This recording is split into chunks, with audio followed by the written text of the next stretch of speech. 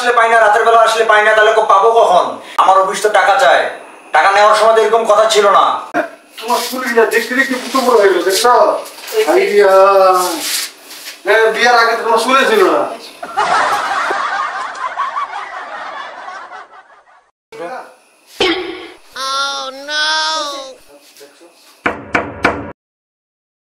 কেডাইছে ভেতরে তো কিস্তি হলে নাকি কিস্তি খাবি আমি কই যাবো?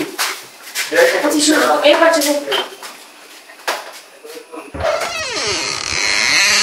সুমন সাহেব কোথায়? স্যার ওই তো দেশে গেছে কালকে রাত্রে। কালকে রাতে দেশে গেছে মানে ওরা দিনের বেলা আসলে পাই না, রাতের বেলা আসলে পাই না, তাহলে পাবো কখন?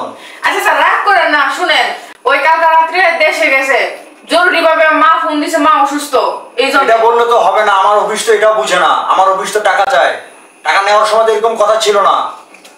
আচ্ছা স্যার আজকে যা ম্যানেজ করেন, ওই দেশেতে না আইলে আমি অফিসে আমি এত কিছু বুঝি না, আমি আর একদিন সময় দিলাম, একদিনের মধ্যে কোত্থেকে কি করবেন জানি না, কালকে যেন অফিসে গিয়ে দেখা করে।